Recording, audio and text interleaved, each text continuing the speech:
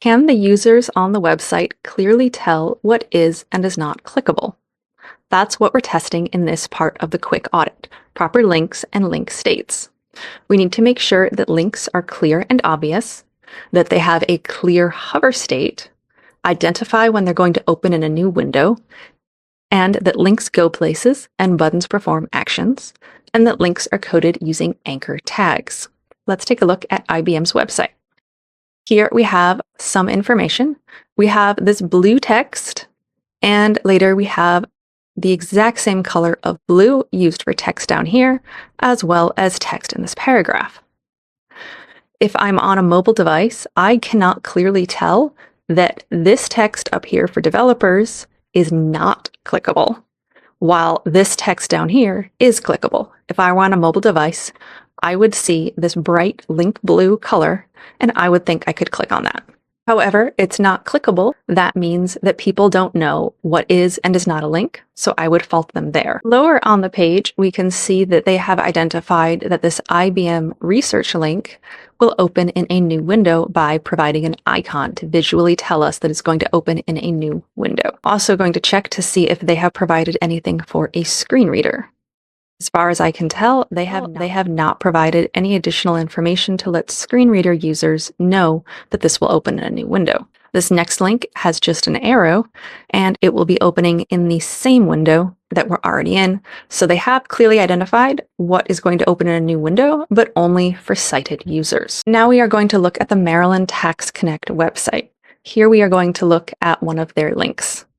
The link has a title attribute, which it should not. The title attribute is wrong and will lead some screen readers to double read this, which is rather annoying. This is opening in a new window, and it does not clearly identify that it will be, which is a failure. The links are correctly using the anchor tag. The hover state on these links is not sufficient. It's only a slight change of background color. If the only difference on hover is a color change, that color needs to be a change of at least 3:1. White to very light gray is not sufficient. These links here are obvious as they are in a list, making it pretty clear that these are probably going to be links. This link here for the sign up is not sufficient. It is only a color change from the previous text. It does not have an underline or other indicator. The same is true of the schedule a callback appointment and read more, as they are not sufficient.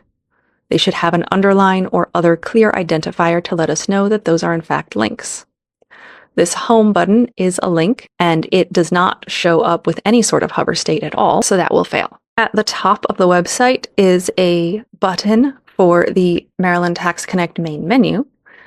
It does not have any hover state, so that's an issue, and it is coded as a div, which is also an issue. It can't be interacted with because of this coding. It also has no content for anyone, as all it is 3 bars, and they are using ARIA hidden true. When testing your website for the quick audit, make sure to check your links and link states, and this is a manual spot checking that you'll need to go through. You need to make sure that links are clear and obvious, and that they have a clear and obvious hover state. Links need to identify when they open in a new window, and that needs to be for both sighted users and non-sighted users. Links should be coded using an anchor tag, and they should go places. Buttons should preferably be coded using a button tag, although it is possible to use an anchor tag with a role of button. And buttons perform actions, leaving you on the same page, such as submitting a form. Thanks for watching, and make sure to check out the other videos in the Quick Audit series. If this video was helpful to you, I would really appreciate it if you gave it a thumbs up and shared it with your friends on social media.